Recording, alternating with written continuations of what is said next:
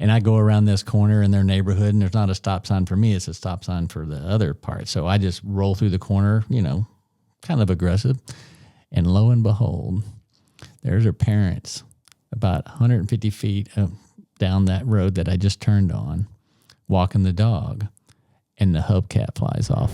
From Sarah Systems and Billy Go, this is No BS with Billy Stevens and Landon Brewer, the unfiltered, straight-shooting podcast that dives deep into the heart of home service trades to uncover the truth about running your business. You're entering the No BS zone with Billy and Landon. Hey, everybody. Welcome again to the No BS with Billy and Landon. We're sure happy to see you. If we could see you, and we can't, but maybe you can see us, or maybe you're just listening on the radio. But either way, we're going to give you some golden nuggets today. Today, we're going to be talking about, our series, Why Are We Stuck?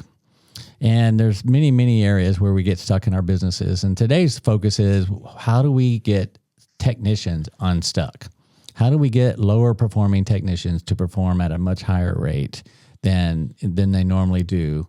And so that's really what the whole idea here is how do you do that? I mean, that sounds like it's very difficult. We struggle with it, and we don't have enough techs.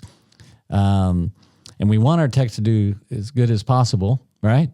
And we want to support them. And so we're going to talk about how to do that. But before we get going into that, I want to introduce my co-host here, Mr. Landon Brewer, the infamous Landon Brewer.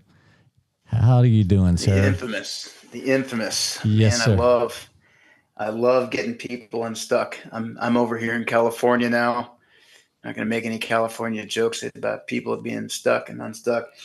But is it true in Texas that, when you're talking about getting these technicians unstuck, like, how often does it actually involve a cattle prod? Well, I got one leaning against the corner right over there. So, it's fully charged at all times. Is that the Go part of Billy Go? Yeah. But yeah, we just hit them with it. We actually, with technology today, we stopped using the cattle prods and we use shock collars. That way we can have that on our app, and then we can literally just pick who we're going to shock. And it typically works. There's a disclaimer so here. Like in the home, if you say one of the words that aren't allowed, like I didn't call mold black growth. Yeah, right. You didn't say the right thing. Zip, or whatever, or maybe you didn't say anything, or there was a closing opportunity. You didn't follow the script. Yeah, you didn't follow that dadgum script. My gosh, you didn't. You needed to read it verbatim while the customer's standing there. Once you get that thing out and just read it, that'll do it. Yeah, there we go. Is that the key? Is that the key to getting techs unstuck? Is to make sure that they've memorized the script? Yeah, make them memorize the script. No different than when they were in school. I mean, why do we build our businesses like we were in school? The whole thing we hated about school was school, right? That's why we're in blue collar industry. That's my opinion. I try to make my business fun and not so much like being in school. We train. You got to train. You got to learn in school. You got to learn in your job. You got to do all these things, but there's a way to do it to unlock potential in people, and that's the skill set that we're trying to help owners with. And then, of course, the skill set we're going to give to technicians to help get themselves unstuck. It doesn't matter if you're $1 million, $2 million guy, you're stuck somewhere. It doesn't matter if you're a $300,000 guy, you're stuck. There's something that's sticking, that's keeping you from getting to the next level. It doesn't matter. I'm unsticking myself every day, with things. That's what we do. We problem solve. And so we try to get unstuck so that we can move on to the next thing. And so this is a very common thing in a business, in your life, whatever. Doesn't matter. And so today we're going to focus more on how to get technicians unstuck. And so hopefully there's some technicians listening and learning from this, and also the owners that that listen to this show already. Here's some help to help your technicians to become unstuck. And a lot of it has to do with, maybe you don't have any processes. That could be one problem. All right. You just don't have any processes or support. That's a big problem. Maybe you have too many processes and not enough support. Maybe there's a lot of support but no real plan. So it can be a variation of many, many different ways that get people stuck, the company stuck. And so focusing on the tech, we have got to help them understand value of what we're selling and not their self-value. And to me, that is where it's at, is getting a technician to understand that his self-worth, self-value is much higher than what he's placed on himself. What do you think about that? I think you start, like, I always look at what's the root cause, like whether the business is stuck, the person is stuck, a technician is stuck, you have underperforming technicians, whatever the situation is. Like, let's get serious, have an honest conversation, figure out what's the root cause. And in a business, often the root cause is yourself, the key people in the business. But maybe not so much with the technicians, right? I mean, maybe the root cause is you haven't provided them with the right tools, the adequate tools. You haven't provided them with the right level of support. You don't have the right level of management support and coaching to help them. Maybe that's the root cause. I mean, maybe the root cause is the technician and their perception of their job and the culture of the company. Maybe there's a lot of stuff that you got to get to the core of, like, what's the root cause. But you have to be able, just like an air conditioner or a plumbing system, you got to be able to diagnose what that root cause is.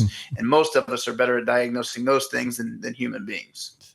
So you're saying we're not only are we school teachers, we're psychologists, we're bartenders, because we do a lot of listening at a bar as a bartender. There's all these things that we have to do. Some of us are sex symbols. Oh, yeah. Some of us are. Yeah. I'll tell you what that's like one day. Jeez. Bring it forward. All right, let's. All right. All y'all. So it's funny. So I hope. So with the text, the text stuff, though. I mean, this is a real thing. I've been in a number of companies where it's like, okay, you always have this, like, hierarchy of technicians. Some people are just consistently outperforming, and some people are in the middle of the pack, right? And some people are bottom of the pack.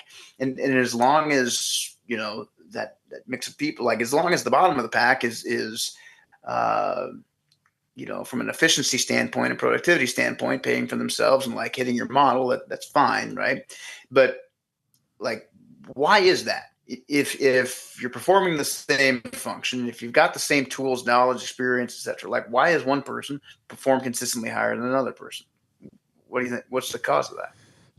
I personally think, from my years of working with technicians, and I do spend time with my techs, and I spend time with my techs out of the business. I have them go out to my property, and we go and we do some, crazy stuff, and just kind of let our hair down, and I get to know these. So guys. You're like the P Diddy, Puff Daddy of HVAC employment. Yeah. Bring them out to the ranch. Man, I would get the cattle prods out. Well, we have a saying: "What happens at the ranch stays at the ranch." How's that? There you go. So what I do is I do get involved with them. I mean, that's the people that are representing the business, right? And I stay in contact, and I talk to them, and I do all these things. And so, what I've learned over my career, and it's been a long one, I know. Go ahead and tell the old joke. Right there is where you put it. What I found is it's become a self-perception of what either they're worth or what they're selling is worth or what the company is worth. And what I mean, not monetarily as a company or the business or whatever. It's, for instance, if you're a really good technical technician and you can fix something in 15 minutes and you're making a great living, say $100,000 or more, really, or less, you place that value of that 15 minutes based off of where you are in your life as far as your revenue, your income, where you are. And then you just think that it's automatic that if that's where you are, when you're in front of a customer, that's where they are. But neither one of you have ever had an economical question about who makes what or who does what, right? We don't know what they do. We don't know how much money they make. They don't know how much money you make. They assume you don't make much. You're blue collar, right? They, they have their perception and you have your perception. And so what I think a lot of technicians do is they use their own self-worth of what they can do and how well they do it to their own detriment. And what I mean by that, you may have a $5,000 proposal in front of a customer, and to you, $5,000. If something happening at your house, you are a homeowner, you got a couple of kids, you're a technician, your wife works, y'all are living the American dream, but a $5,000 something to you could be devastating. If you needed $5,000 for something that had, an air conditioner, if you weren't in the business, right, it could be devastating for whatever it is. And so we can't put that on the customer you're talking in front of because we don't know their situation, number one, and their perceived value is different than yours. Do they want to spend $5,000 with you today? No. They didn't even want to see you today. They had a whole different day plan, but this happened. And now we're talking about $5,000 or whatever it is, however much. And what we do as technicians, is by putting that value of that $5,000, which seems extremely high to yourself, the confidence doesn't come out. People can read body language. They can read inflection in your voice. They can see that the confidence isn't there in that price because you haven't been taught by your owners the true transparency of what it costs to run a business. And that capacitor, a capacitor is a perfect situation where I don't know, what does a capacitor cost now? $30, $40? I could be wrong, but I'm thinking somewhere in there. I don't really know. But I know that people brag about selling them for $500, stuff like that. And then what's the number one-star review we get? Capacitor. Because they get online and they can see they could buy it for $30 or $40 or whatever the price is, $80, whatever it is. And but it's a comfortable number to that technician, and so they sell more capacitors instead of selling what they need. They need to get, if that capacitor's gone out, there's a good chance that we need to take and disassemble that condenser outside and clean it up real good and get that thing flowing again. And, maybe there's a net bed, kill the ants, there's things like that make it happen. And so we need to charge for that stuff, but we just do these things instead.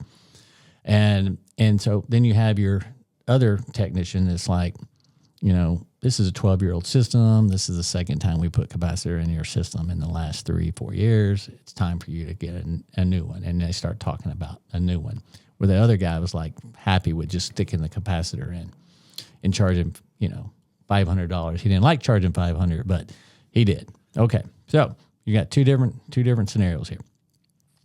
The customer is, if you go to the customer and you're like, all right, Mrs. Jones, we're going to have to replace this capacitor. We're going to have to take your condenser outside, and we're going to have to wash it from the inside. We're going to have to get this thing cleaned up. I'm going to be here a little while to get all this stuff done. When I do all this stuff here, then we're going to check your pressures, make sure everything's flowing right, blah, blah, blah. Give them the value, and it's $1,200. And you don't get the one-star review on the $1,200. You get the one-star review on the $500 because you didn't build the value. And that is where you as owners have to start creating value. Now, how do you create value to where it makes sense to a technician that's not performing, or even the ones that are performing? He's stuck at $1 million a year. How does he get to $2 million? Well, first and foremost, ask them a question. Bring them all in. Bring everybody into the business. Everyone into the business. Have a pad. You should always have something for them to write on. You should always have a pen for them so they can take notes. A lot of them won't take notes. They don't want to do it. That's fine. But in this case, I want that pad and pen there. And you're going to ask one question. You're going to ask them to write the answer down, and then you're going to fold it up, and you're going to come by and pick it up and put it in a hat. The question is, if we brought in $1,000, how much did the company make? You're going to be surprised by the answers you get. The majority of the answers that you get is going to be somewhere around $250 to $500. But the reality is, when you go and look at your financial statements after 12 months and you've done a whole year's worth of business, The industry average is right around 6%. Some are below zero, some are way above 6%, but the average is around 6%. And so your company, maybe it's at 10% for easy math. So the number is $100. That is not believable to a technician that doesn't understand the business, because you haven't been transparent with them. You haven't told them what it costs to run a business. And you can't go, hey, it costs us 50% of everything we make to run a business. That's not how you do it. The way you do it is, have you ever thought about how much we spend? Raise your hand. How much do we spend on fuel every month? And if you've got 10 trucks, 5 trucks, 3 trucks, it doesn't matter. That guy is only thinking about how many trucks? One, his truck. He's not even thinking about everybody else filling up. He's not even thinking about the delivery driver filling up. He's not even thinking about any of that stuff. So you need to tell him it's $10,000 a month or whatever it is. $10,000 a month for gas? Well, it only costs me $100 to fill up. I mean, we're in Texas, so maybe it's $700 where you live in California, but to fill up one time. But it's the point is they never think about it like that. I always used to do another exercise, and it's really what I'm doing is I'm talking dollars and cents to technicians. I'm not trying to tell them how to sell something. We have processes for that. We have ways of doing that. What I'm trying to do is make them understand something. And how many times as owners have you lost a technician for $1 or $2 an hour? And how many times have you hired a technician away from someone for $1 or $2 an hour? It happens all the time, still to this day. Maybe it's $3 an hour or something, whatever the number is, but it doesn't really matter. The question that should be asked is, how much is either the mortgage on your house or your rent per hour? Ask them that question. They don't know the answer. So how do you know taking $1 more or $2 more at a company that doesn't support you like this company going to make you more money? And break it down to the dollar for them. And just little things like that. Get them to think about all the way down to the dollar. And so when they can't tell you how much your rent is, their rent is per hour of the hours they work, they don't know they're not budgeting. So as an owner, you better know what your rent is per month, because you're gonna get asked. That's the right way to get into the mindset shift for them, to get a basic way of understanding kind of the cost of doing business. Mm-hmm. I always recommend that. I always like to throw in as well, we talked about it a little bit today, like Coca-Cola, right? So you go to the supermarket, you go to, your convenience store or whatever, and you get Coca-Cola, right? You buy the Coca-Cola. They don't come to you. They don't, they're not performing service work. It's just, it's coming off a machine, being bottled up somewhere, and you're buying it. So for that same $1,000 that you just posed, if you're selling $1,000 worth of Coca-Cola, how much money do you think Coca-Cola makes? What would you think? It's right here on their quarterly financial statements here. 24%. 24% net. 24% net on Coca-Cola, right? So like, can't you justify, you drive to their home, you get all this liability, you get all this stuff, license, bond, all the stuff. You're going to them. You're fixing their problem. Yep. Right? Couldn't you at least get 24? Like, come on, you gotta at least do what Coca-Cola's doing. Right. But it's just a mindset shift, right? So I think you got, several steps. If the technician's stuck, one, are they in the right mindset? You have to identify that. You have to identify what you said, what motivates them, right? Like the head piece. 2, do they have the management support, and do you have the tools and resources? So do you have a service call protocol that is kind of a standardized thing that everybody uses, right? And if you got that and people are successful, some people aren't, whatever, like the ones that are not, or let's just say it's not successful. That's great. I have a similar exercise that I recommend. It's like, here's the protocol. This is what we all agreed to. This is the way that Billy Go, XYZ, whatever company operates. This is what we'll provide: consistent service experience to our customers, 5-star service that will yield the results that we want, right? Maybe it's not yielding it. So let's break it down. Let's say, here are the 10 steps, and let's write them on a whiteboard. Of these 10 steps, which are not needed? What can we cross off? Like, if you don't think that all of these steps are needed, I'm fine with it. Let's come together. Like, let's go through each step. It's designed to, and what the purpose is. Should we cross it off? Should we add steps? What else do we need to add? What should we take off?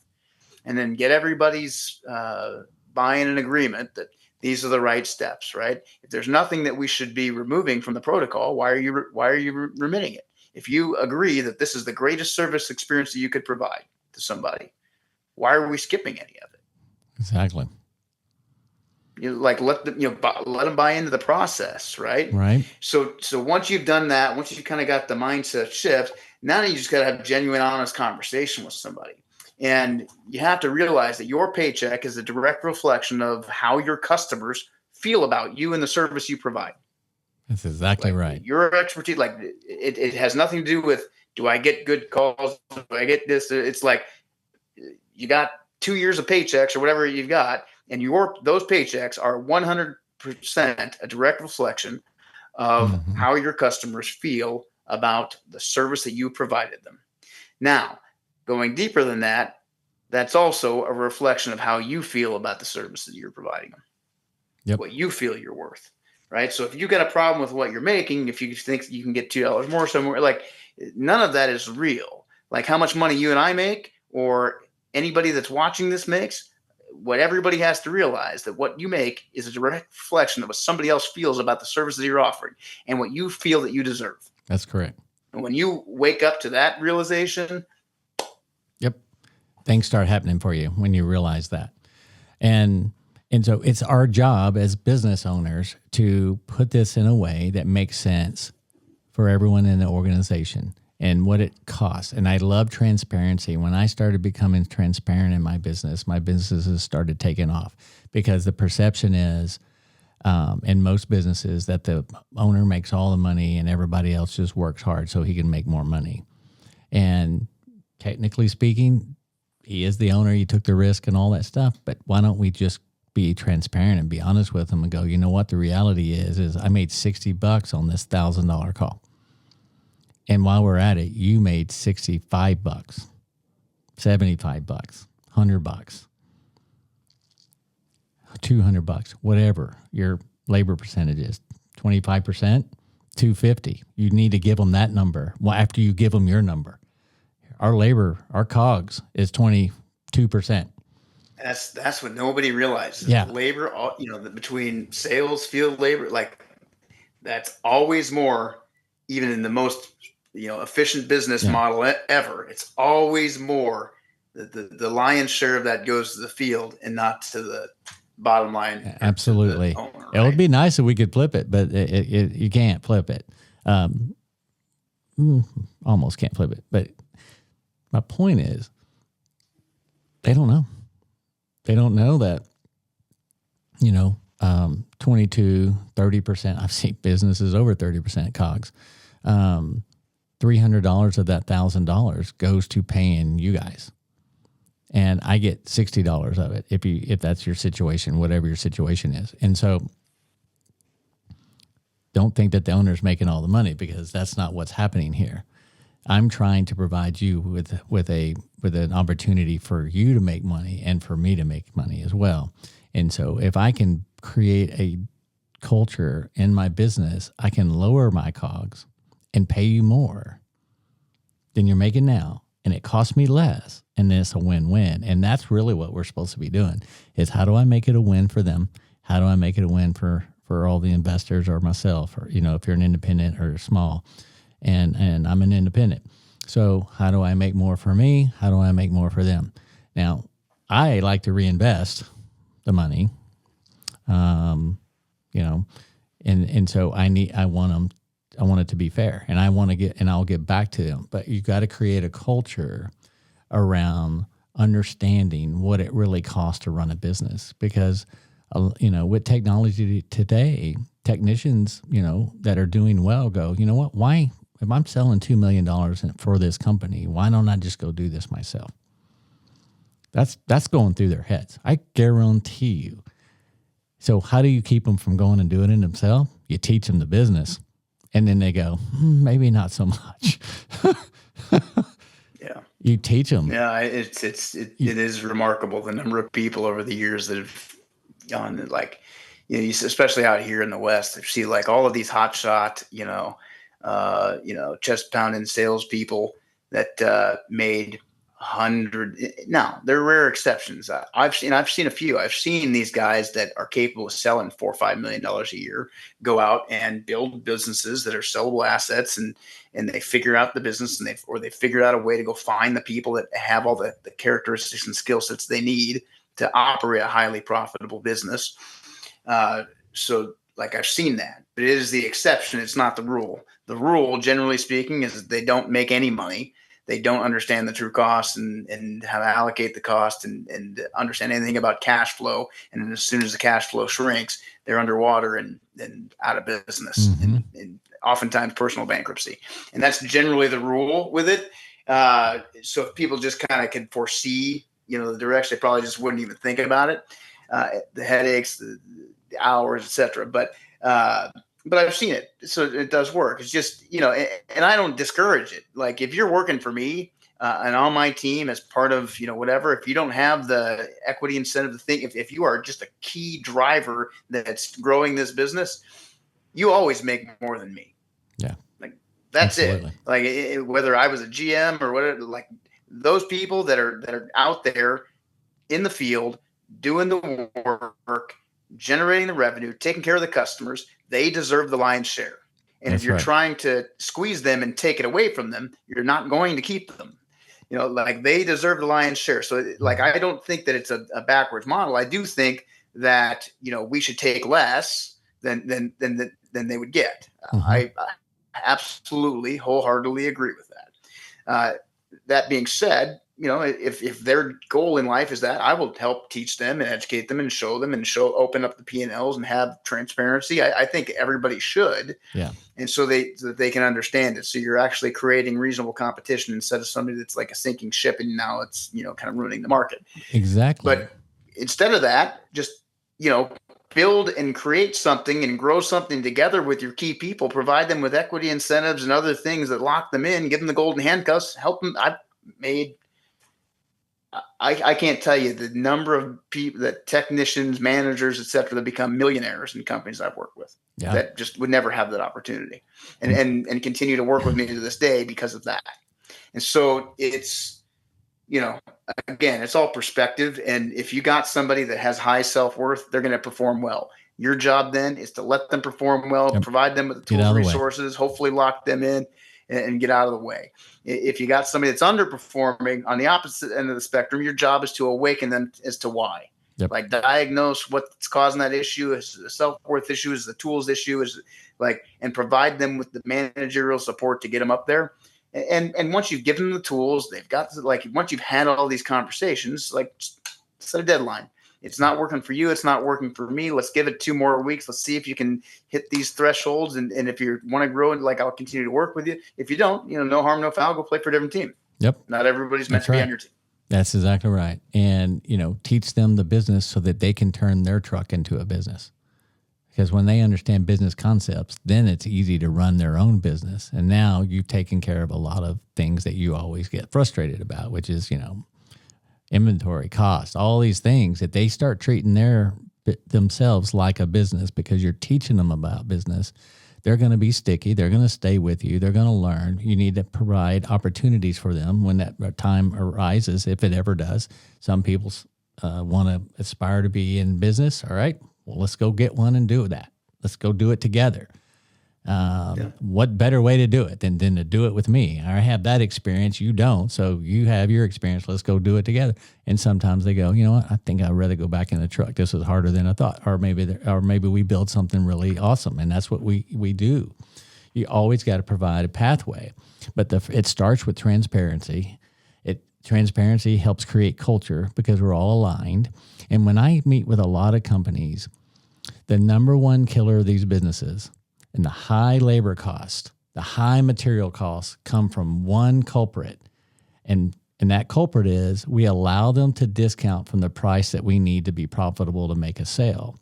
And so if you're not being transparent, they're going to discount because they can get a sale. They don't understand the numbers. And when you allowing your technicians, salespeople, all that constantly make discounts and not understanding the numbers, they're going to discount. If you have a price for $12,000 and you go, okay, just, I've allowed you to discount at $2,000 to get sales in the past. What do you think he's going to do? You're going to sell. He's going to continue. He's going to continue building a culture of discounting, right? When you have a culture of discounting, which maybe that's your business model. Most people in our space, you can't get away with a culture of discounting. But when you build a culture of discounting, it's the exact opposite of the culture of service and a culture of value. Yep. Like you can't have both. And so there goes the profits. There goes the high margins, the high labor rate, the high material rates, because you've taken away from the numbers that you tried to figure out, to make this money that, that 20% you were going to make is now 6% or less than 6 or 0% or less, is because you never talked to them about the numbers. You never talked to them and been transparent about the business and the cost of running a business, but then you give them control of the money. And back to self-worth, when you start building a culture of discounting, like what do you think of the culture of the self-worth of a technician that works for a discounting company? That's right. How much self-worth can you have? Like you can either work at, I don't know, you can either I don't want to demean anybody that's working at McDonald's, but you can flip burgers at McDonald's, or you can go to work at, a high-end steak, restaurant. You can either make $20 an hour, or you can make $200,000 a year in service. Right. Like it's different mentality, right? It's like, but it comes down to your self-worth and what you apply. Right. And it's all about self-worth. It's all about educating. And then it's all about creating this culture where they have self-worth and they're educated. And when you do that, everyone performs. And even you're always going to have A, B, and C players, right? You're always going to have that. And there's nothing you can do about it, because you could take a B and turn him into an A, and that A that was an A, that B may now be the A, and that A is a B. There's always going to be A, B, and C players, and then you've got to get them in their roles where they maximize what they do based on their skill set. And so just because, we always put our arms around that guy that's doing the top sales in the company. He's the guy that gets all the accolades. But, that's why in Sarah we measure efficiency, because it doesn't focus always on revenue. It focuses on, are we getting paid for every minute, no matter what we're doing. And then what you see is the guy that's in the middle of the road are really the guys that are making the most money for you. It's not the top sales guy. Is taking the C to the B and the B to A, is that like taking a solid 6 to an 8? Well, after how many beers? So not the same thing. No. I mean, it's so, but it's funny, like talking about the self-worth thing. So not only the tech stuck there, but I think this is where most businesses and owners, everybody gets stuck, right? Because again, we've talked about maybe a lack of sophisticated management expertise or whatever. But if you if you have built this culture of discounting, you have built a culture that allows underperformers to, continue to underperform for the duration. If you're not continuously elevating everybody, even the top players, like that's what gets the business stuck. The business will get stuck because you're accepting it. It's what you're willing to accept. And, it's like, well, I don't want to, I hear this all the time. Like, well, I just, I got these people, I don't want to make changes. I don't want to shake anything up. I don't want to, risk losing anybody. It's like, I don't want to be harsh, because almost everybody I know is. Please be harsh on this, because I'll back you up. I'm sure I've even said it myself. But if the next person that tells me, I don't want to do this, I don't want to risk losing somebody, what you just told me is that you aren't a very good leader. Exactly. You haven't built a good culture. Oh my gosh. Have a very way to go, business. my friend. You don't have very good business acumen. That like when you're saying this to me, because out of fear of loss, it means that you don't have, again, control is an illusion, but you don't have any control over your business. You don't have control over your own destiny. Like you're leaving it up to other people that you've allowed to underperform and dictate your success. I don't care if you're a business owner, if you're a technician, don't ever allow anybody else to dictate your success. You have to dictate your own success. And if you're afraid of people, if you're afraid of taking action that you will know with confidence will improve your business, improve the culture, improve something about your financial situation. Like if you're taking those actions, you're doing it, people are seeing it, you're not going to lose people. No. Now they may try to resist you and they may try to create like, you're not going to lose. Like if you got to make an organizational move that you know will be in the best interest of the company, you lose somebody, they shouldn't have been there in the first place. That's exactly right. Get rid. Bye-bye. That's how you get unstuck. Yep. That's exactly right. And that's how so many owners operate these days. Unfortunately, they are scared. They can't find techs. They can't do this. You may not be able to find techs because of the way you're allowing them to run all over you. And as soon as you start cleaning house and making people do things and the people to improve the business, and then you have the ones that leave, I don't care. But every time I've done something like that, and every time I've instructed people to do something like that, other ones start coming in. All of a sudden, there's people available because they want to be a part of something. It's not just a paycheck, and I think that's what we're all forgetting here. It is not just a paycheck. Yes, paycheck is important. I want to be clear, but it's not all about the paycheck. If you can avoid turnover by being a leader and making things happen, by not being a leader and not enforcing what should be done, creates the turnover that you're afraid of. And it makes you hire people that are substandard. And you're going to get resistance. But you got to keep moving. You cannot stop and be stagnant in your business. To get unstuck, you've got to get uncomfortable. And if you're going to ever get unstuck, you're going to have to stop avoiding the work that's going to get you unstuck. And get in there and get that work done. Now you're making me uncomfortable, Billy. You're making me uncomfortable now. Well, man, when I talk to folks, I just basically, it's just the right way. And it's really not that hard. Let's take on 5% more pain for a very short time to make a big difference.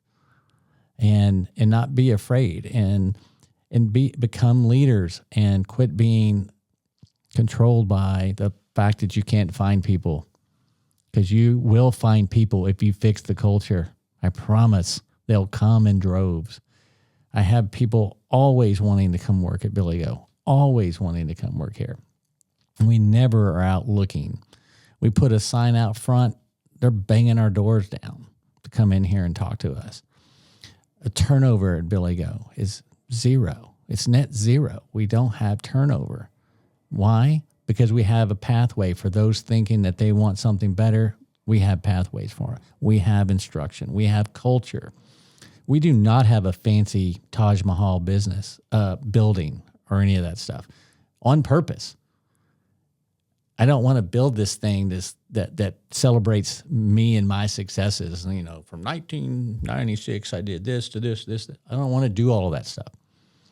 It's not about me. It's about the culture that we create as a company, as all the individuals in the company, and us all in living in that culture and celebrating. I want them to go home happy. I want them to come to work happy. And to do that, we're going to have to get uncomfortable to get there. Because if you're not leading, they're not happy.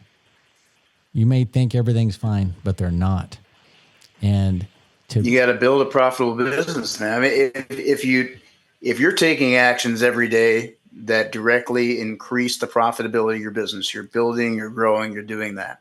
You're attracting more customers. You got the ability to pay the best of the best, find the best of it. Like, as long as you have built a rock solid foundation of profit, I promise you will be able to find the best people. Yep. Because we're in an industry that's competitive, but it's not competitive at the top end. It's competitive at the low end. Yep. It's competitive at the end where you're only making a couple of margin points and you're scraping by and you're trying to pay somebody a couple bucks an hour. Like, I can go out and acquire as many customers as I want because I know my business inside and out. I know what my customer acquisition cost is. I know what the yield every time I send the customer technician out to the home. Like, I can build something that's got a rock solid foundation of profit.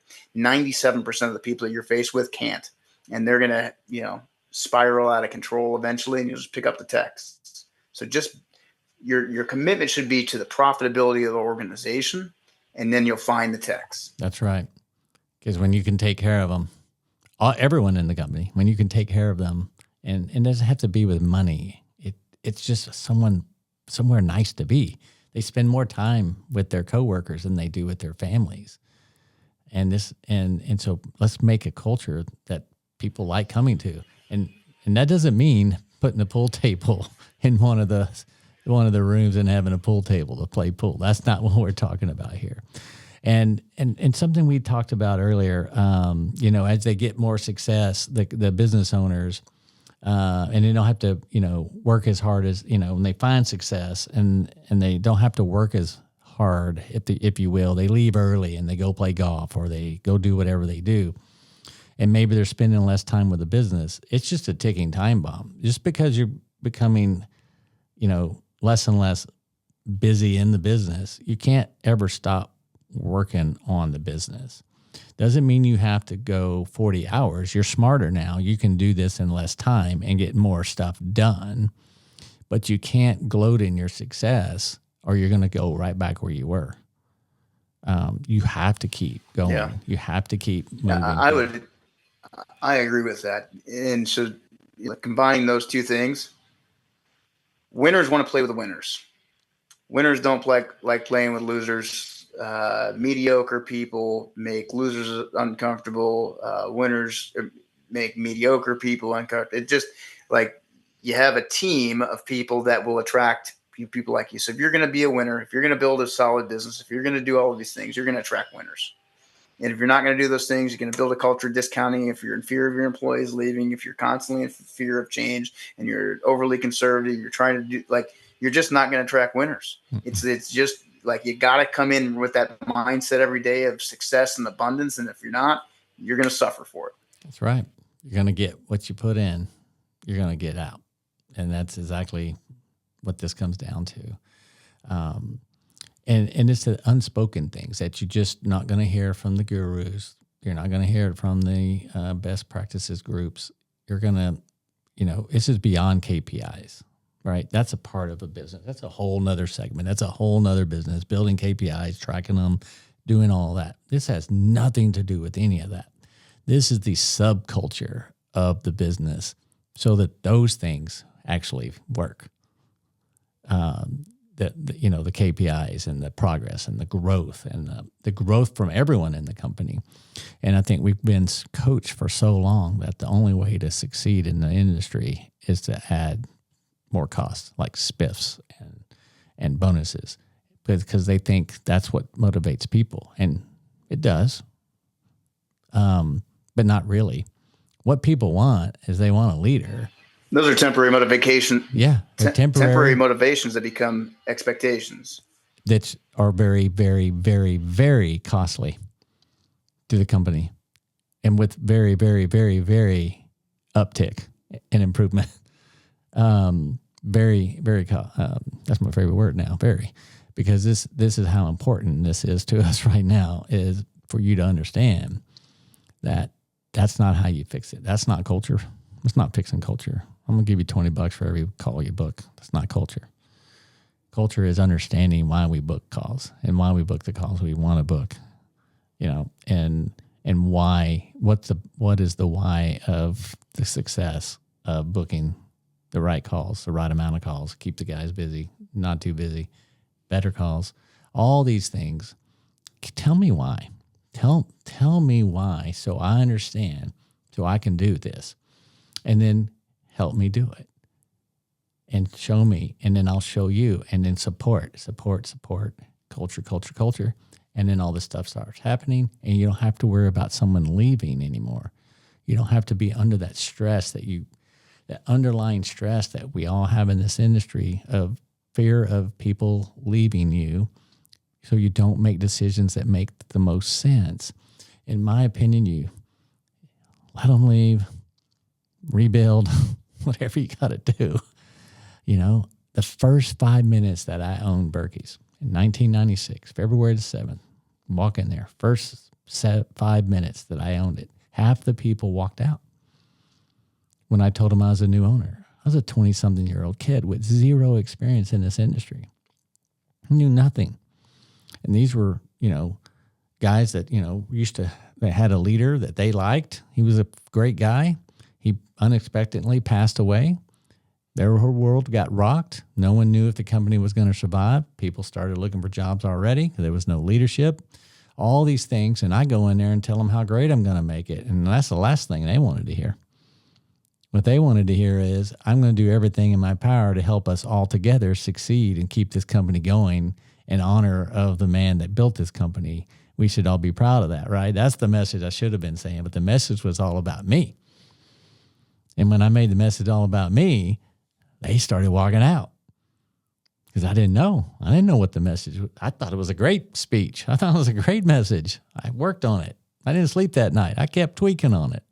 And I missed it the whole way. The whole thing was wrong. Completely blew it up. So the message there is the same to the message that I like to give to the gurus. Be genuine, be authentic, be yourself. Mm-hmm. Unless you're an asshole, then be somebody else. That's right. That's right. And day 2, they got a totally different guy. They got me. They stood of this guy wanting to be a boss. They got actually me instead of this wannabe. And then, you know, the rest is history. Here we are on a podcast 20-something years later and helping others that, you know, through the struggles that, you know, we've gone through our careers. You know, let's just help these people avoid it. All these things we went through. So I had a 5-minute lesson.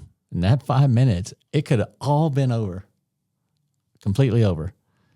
And my career would have been gone, and I'd have been flipping those burgers at McDonald's right now.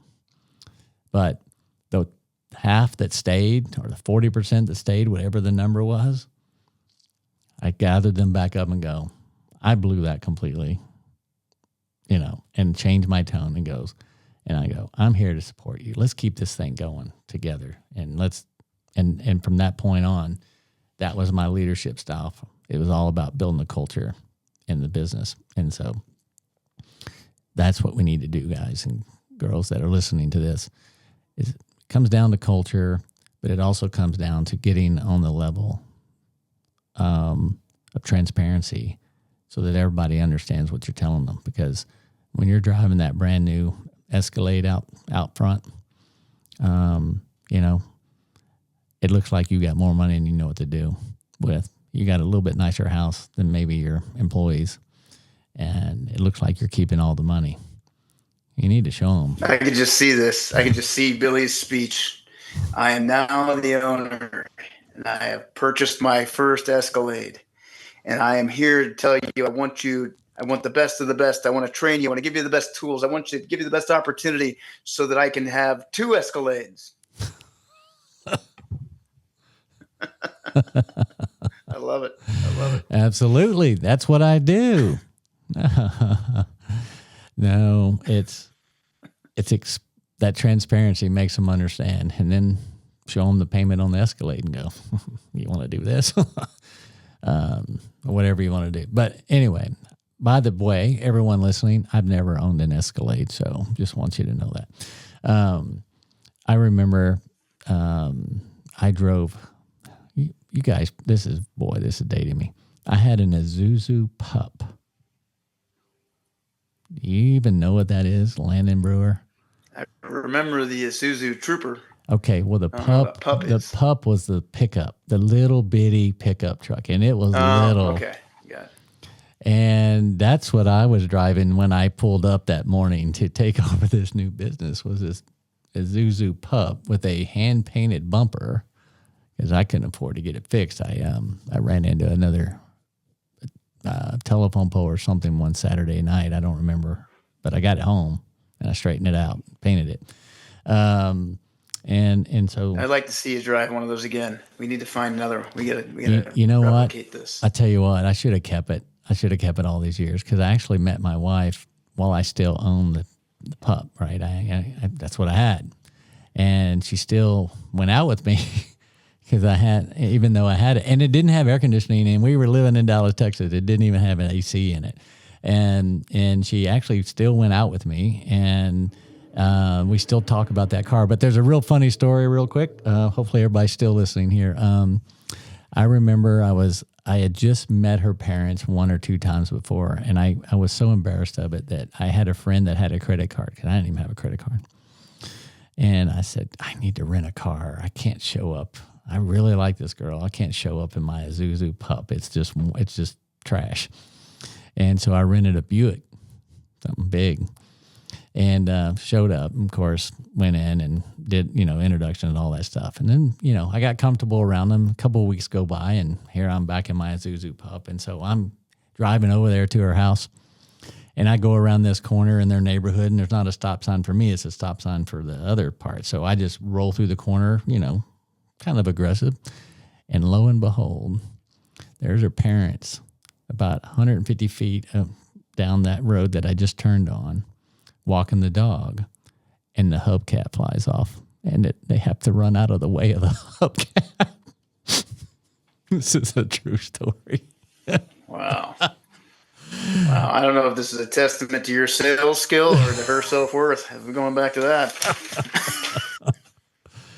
Oh, wow. the good old days. How long have you been married? 30 years last October.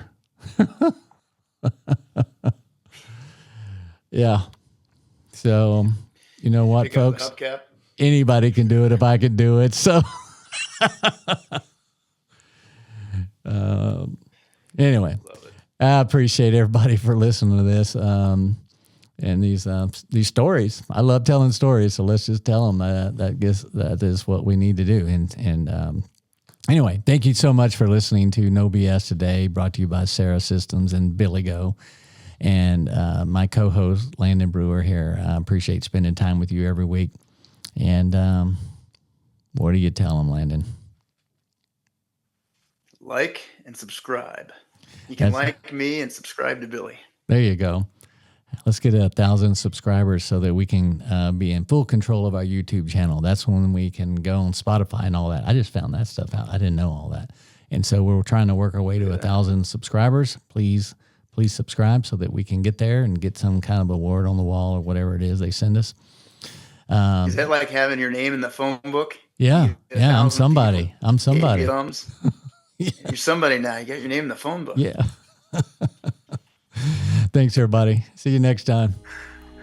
No BS with Billy and Landon is produced and delivered to you by Sarah Systems. At Sarah Systems, we've created a better way to run your home service business and unlock unprecedented growth. Our field service software was designed by real home service professionals to help you save steps, charge for previously unbillable time, and win more business. But the true change requires more than software. Our live coaching helps you understand and control the aspects of your business that matter most. It's about time for a new era of service, and we're leading the way. If you're ready to join the hundreds of other contractors who've been able to increase profit margins more than 50% within 6 months, visit sarah.tech today. That's Sarah, SERA.tech today.